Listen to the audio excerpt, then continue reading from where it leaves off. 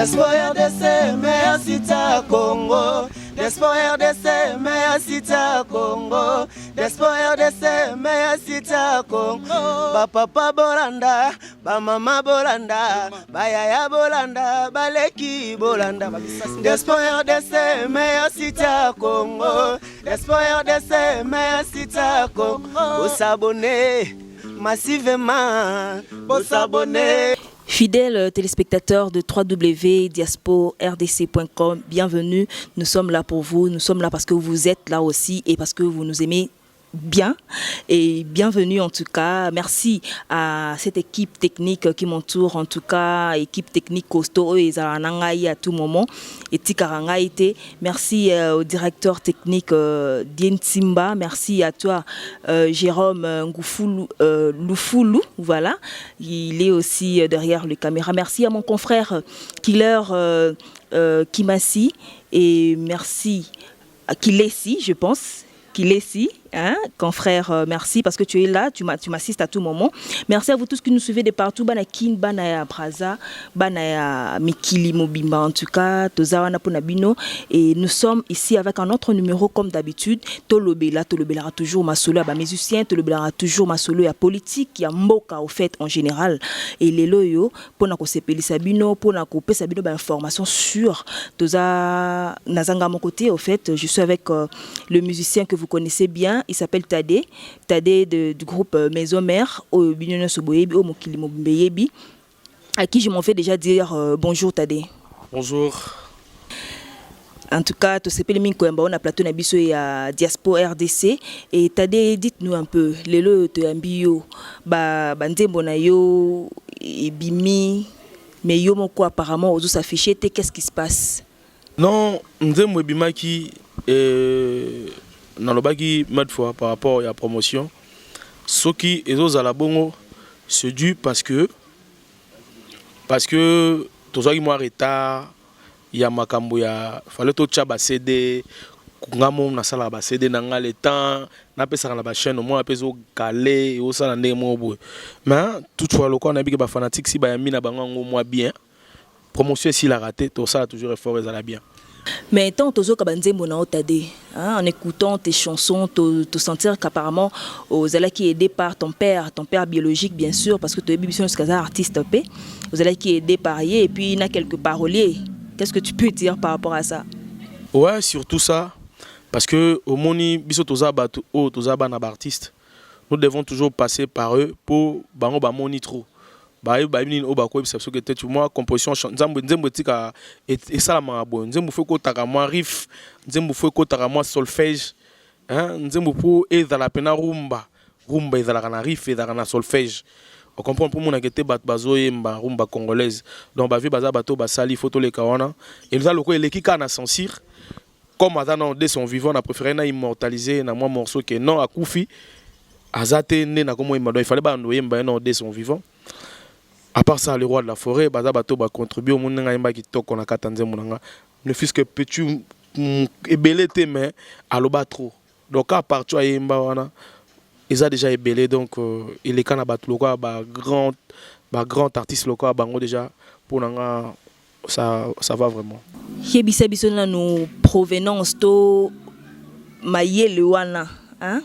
Mayele wana nzembo oyo yembi wana e uti wapi? D'abord par moi-même, l'idée non pour nga mokoso tali kala na emanzembu.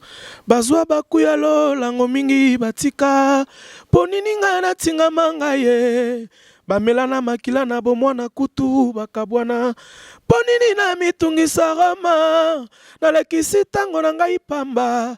Talabela buzoba na latio katia nzoto. Kotiola na tioli na kona na opeo.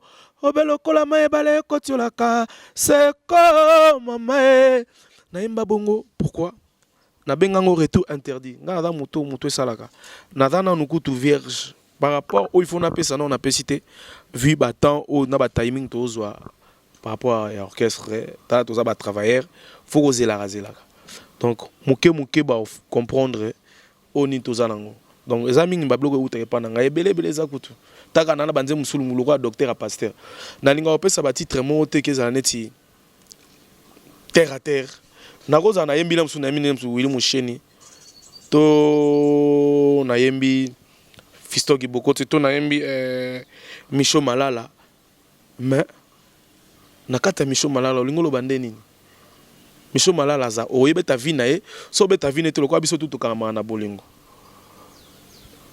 pesa ngota kombo mokobo oyo ton mutatali alobi ke tene alobi ke titre oyo attiré mutu a akinde aya o comprendre ba titre zebele oyo ko pesa nzembo ezaka te nzembo tswikaka intel biso soko sa makamonte. Mais tu sais tant tozo kanzembo na yo tade tu sentir comme si ozo le bela kaka histoire na yo ozo le bela vie na yo hein, ton histoire vraie quoi, tu parles de toi. Pourquoi? Normalement Alino na Jobour à la vidéo Pichu Kuluma batuna ngape question ana eza vraiment histoire oyo ngamoko na vivate eza makambo auto vivre lelo e comment mutu babala ni lelo lobby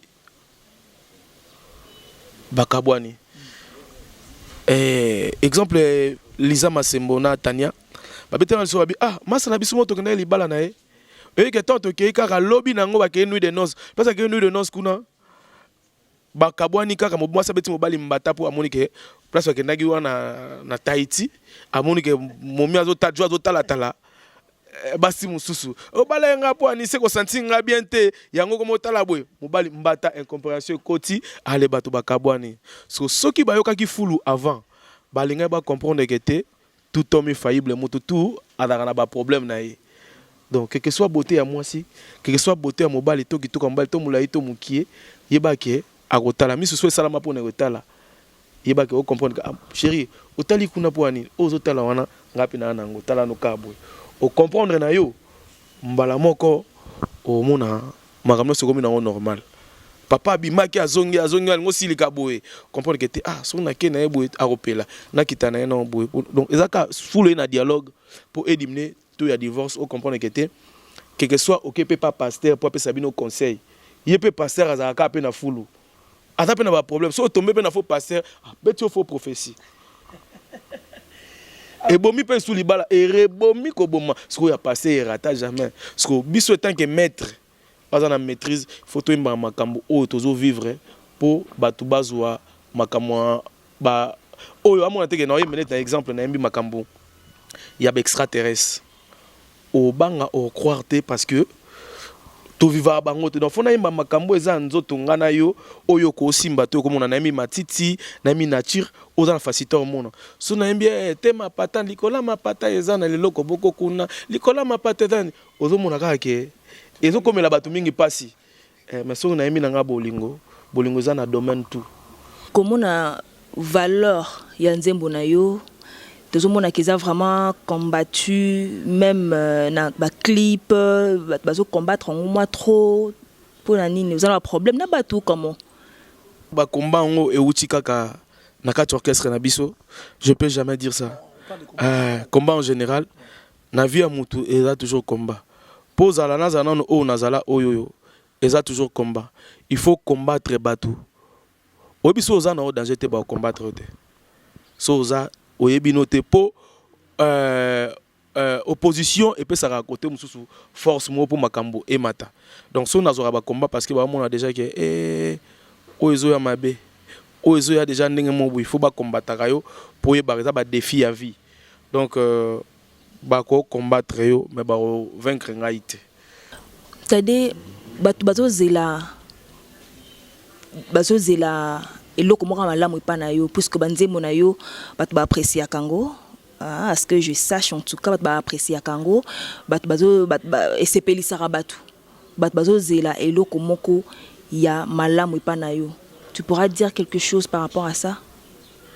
Au moins l'homme a uta ko yemba de on a ba bakete zwa no raison moto alobake nyonso engalaka na miso eza olote oya bominga ngalaka lokola sanza soki bomoni ye ya solo bokondima te bokanisa na okosa ye zwa no raison moto alobake moto akoboma yo ye wana boliaka ne oya bominga moto natielaka motema moto ya kati nzoka azalaka libanda naleli ye nalobi maloba moko oyo so comprendre ngo ba métaphore zwa na raison moto alobaki oyo nyonso engalaka na miso eza wolo te mais oyo abominga azala lokwa sanza so bomoni ye bokandia solo bondima te mais bokanisa na okosa nalobi mpe suzwano mpe ka raison moto alobaki nyonso engalaka moto akoboma yo ye wana boliaka na ye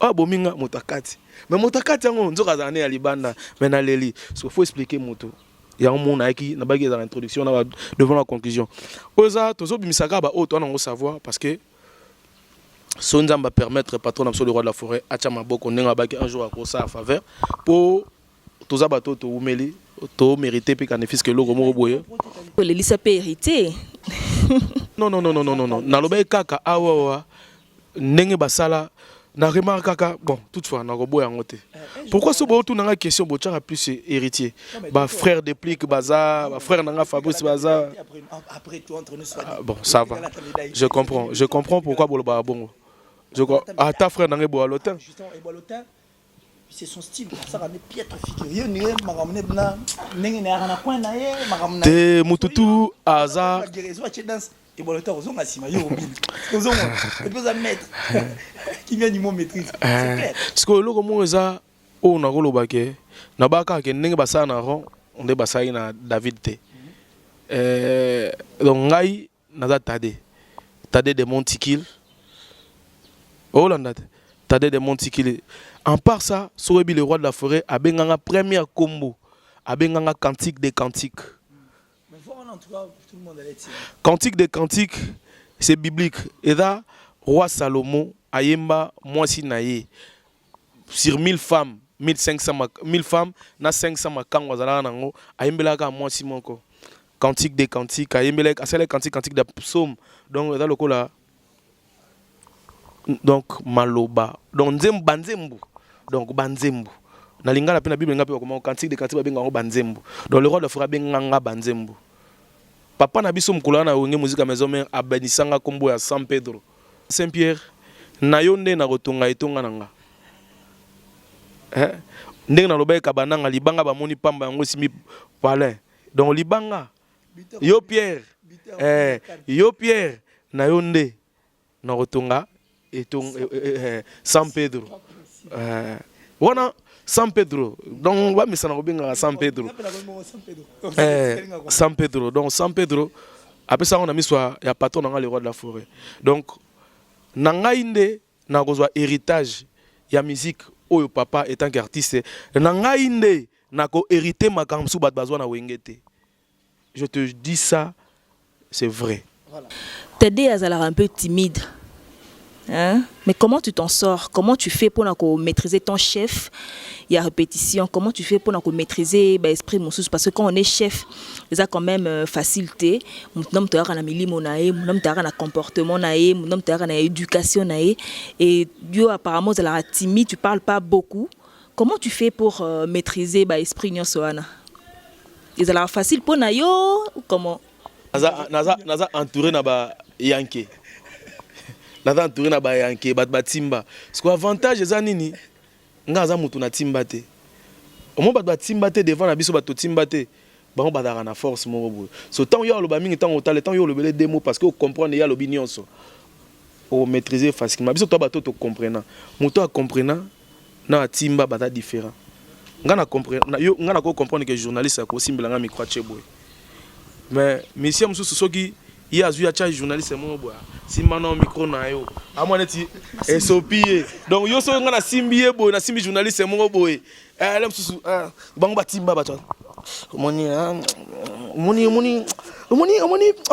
so biso bato comprendre que je suis devant batou ba otalanga ba na mikolo je dois parler comme ça parce que soki et comme le maman bato batimba ba na maman so batimba bato batimba ba polaka pour muto atimba amona ya moboe akutane na nzabi ya yo kende kota apechwana mais pechwana bimana mutakufa mutatimba ba fuba ba kosi bango balinga pechwana bango moko ba fente ngai mais muto a comprendre ah bah oh mais pourquoi kolo baboué ceux qui bana likambouté c'est que il n'y a pas de fumée sans feu parce que muta comprenant le bah ah à côté na yo ke non tala tababi mwana na tolinga kana kuna na kwa kufa aketa la ouvert akufa il y a des jours ah chance inquiète so on comprend on se réserve bien quand on va beta masasi à mon ntia comme na armée ya kufa ate assigné pour le quoi yo kaka na butu ya banga te mutu so ale kaka non ba doit timba bana donc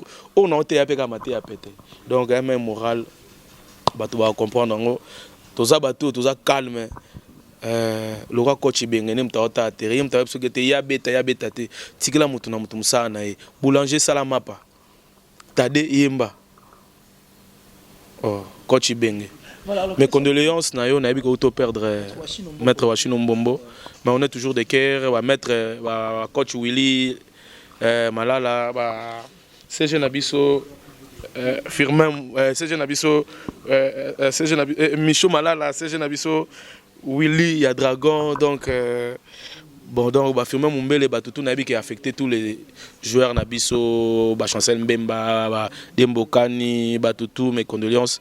Donc la part à Léopard quoi. Quelles sont des relations que tes relations avec tes frères, avec d'autres artistes dans le groupe, n'engi travail quand on a relation nous à la nini. Est-ce que tu es problématique, tu vivras bien à bango, en bon terme na mutunyoso, est-ce que comment tu fais, comment ça se passe entre vous parce que déjà les beaux-arts déjà famille, vous travaillez ensemble, vous êtes les enfants d'un même père. Et le père c'est Ranson. Et comment est-ce que relation avec Zaina Bamsusu? Naza déjà ngapena bon liboso to ndako ko mona na moi trop. Cette fois-ci ezara nango penal sous bongote parce que mutuna mutakoma mi plus la occupation na biso lokwa tozana o mi basali ya batu. Ba ninga na biso mingi bakoma ba leader baza pena mingi na tante. Biso tozana ba travailleur. Yango mo biso tozora moi temps na ba répétition na biso. On peut ba leader bazora temps ya aussi ça ba répétition ya ba musicien na bango donc ya ngona mais eta misutu wana benga na souste et na misutu to benga na ka bon je salue Abraham en tout cas je te salue là où tu es en tout cas ba bénédiction déjà Abraham et Keliboso et apparemment tu as parlé beaucoup d'Abraham Mignon. Pourquoi est-ce qu'on parlait seulement le Belka Aye? Oui, Abraham Mignon. Libanga wa moni pamba ngo tongi pala na ba na San Pedro. San Pedro. Voilà. Donc nalinga ba mission congolais nyonso donc nalinga ba tout. Un petit message pour la disparition d'Étienne Tshisekedi, le président de l'UDPS. Je sais pas, étant artiste, tu as un petit message à donner par rapport à sa mort, bien sûr. Je dirais ceci, mes condoléances au peuple congolais, celui qu'on a perdu, donc sur le père de la démocratie. Donc il a fait son parcours et Mkolona Koki, donc que la terre de nos ancêtres lui soit douce et légère. Donc nous sommes les Kagana Kimia, donc tout peuple congolais tous là quoi. Donc juste ça, rien à commenter. Famille biologique n'a pas mes condoléances. Salutations nanga on peut ça kaka. Programme na biso zaka ndenge zalaka mardi, mercredi, jeudi. Sauf un prévu tina mois de mars pour on a déjà que 7 jours de la semaine il y a mon patron le roi de la forêt Igwe, le phénomène. Mon toi l'équipe a tout patron na biso leader, pour mon leader dans les leaders des leaders. Donc il y a eu un phénomène donc mbote na yo, mbote na mama pasteur Massivi Mampata, mbote na ba collègue na ba bonne année parce que to kutanité tous les collègues il y a Wenge Musique à Maison Mère, tous les artistes congolais, tous les leaders au son habit leader na otanga ba président Jibem Piana, na otanga ba président Wazé quoi, na otanga donc ba leader ba bonne année, président Karmapa, ba bonne année, président Manda Chante. Bah, bonne année donc tangwana na PCP donc famille nanga mobimba Lisa Kuluma Annie Mangala Lydia Louti Karina Louti Jean-Marc Kabunda 520 giga Rich Kabunda donc batutu balinga tade sona nanga Angola na opesa bongo Chaka Dokudinga Zapolo Redi Nangeve Mbuta Mobilanzila na pesa bongo boss Alpha de Souza na ke bongo Auguste Mudingongo na kati ya Lushiku wana donc batutu obalinga atade sans oublier Vembete Boutros Mbutamania, le boss des boss Adolphe Mouté Bachilamouina, le boss Gaous Kebe, donc très fort, le boss Makuta Bisson Sambata Mokolo Ventrier, donc Banaluka Patou, donc Dundo Mushinda Batutu obalinga atade de Montigo on a tangi Tebo Fachete congolaise Batute Banatu ya Benfica mbote na bino ngwana kwa na lingi bino trop.